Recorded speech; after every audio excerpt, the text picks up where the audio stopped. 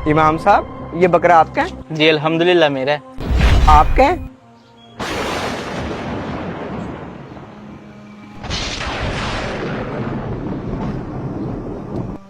देखा तुमने, वैसे इमाम साहब कहते रहते हैं मेरी तनख्वाह 15,000 है, अब इन्होंने 50-60 रुपए का बकरा ले लिया। हाँ यार, 15,000 की तनख्वाह में बकरा लेना तो बड़ा मुश्किल काम है। फिर इमाम साहब के पास इतने पैसे आए कहाँ से? मैं बताता हूँ, सदर साहब कह नहीं रहे थे मस्जिद का चंदा दिन ब दिन कम होता जा रहा है। अब पता चला कहाँ गया चंदा। अच्छा, ये बात तो फिर सदर साहब को बतानी चाहिए। चलाओ फिर अभी चलते हैं सदर साहब के पास।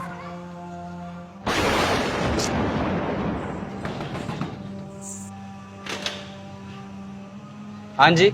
सदर साहब, आपको एक बात बतानी है। आप पूछ रहे थे ना कि मस्जिद का चंदा कहाँ जा रहा है। दरअसल मस्जिद का चंदा चोरी हो रहा है। और वो चोरी इमाम साहब करते हैं। ये कैसी बातें कर रहे हो तुम लोग? इमाम साहब तो बहुत शरीफ आदमी है, तुम लोगों को गलत फहमी हुई होगी। नहीं सदर साहब, उन्होंने इस बारी कुर्बानी के लिए बकरा लिया है। अब आप ही बताएं, 15,000 की तनख्वाह में बकरा कहाँ से आता है? अच्छा, उन्होंने बकरा लिया है? यार अभी तो मुझे थोड़ा काम है, लेकिन ईशा की नमाज में मैं उनकी जाके खबर लेता हूँ कि उन्होंने बकरा किन पैसों से लिया है। तुम्हारी मेहरबानी, तुमने मुझे बताया। चलो जाओ अब।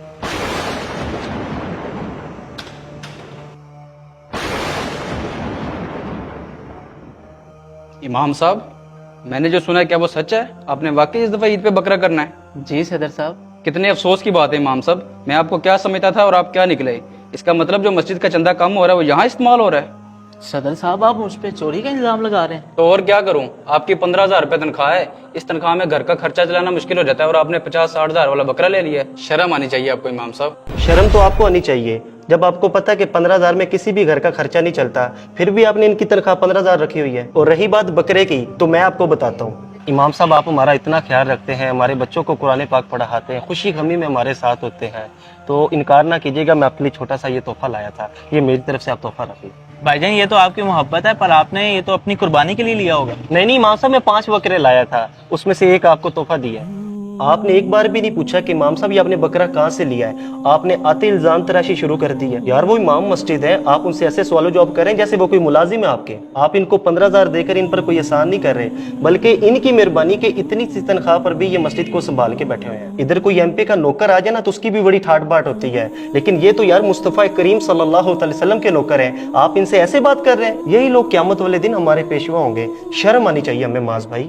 आप बिल्कुल ठीक कह रहे हैं भाईजान। हमने इमाम साहब को वो इज्जत वो मर्तबा दिया ही नहीं है जिसके वो हकदार हैं। इमाम साहब मुझे माफ़ कर दें, किसी ने मेरे जहन में शक डाल दिया था। अल्लाह ऐसे फितनों से बचाए, आइंदा ऐसा नहीं होगा। मेरी मुखय्यर हज़रात से गुजारिश है कि जहाँ आप बड़ी बड़ी कुर्बानियाँ खुद करते हैं, वहाँ एक बकरा अल्लाह पाक की रज़ा के लिए अपने इमाम साहब को भी ज़रूर लेकर दें। यकीन करें, जो कल्बी सुकून आपको मिलेगा, इसकी मिठास आप अपने दिल में ज़रूर महसूस करेंगे। और खुदारा बिला तहकीक किसी पर भी इल्ज़ाम ना लगाया करें। प्यारे दोस्तों, अगर आपको हमारा मैसेज पसंद आया, शेयर ज़रूर कीजिए और हमें फॉलो भी करें।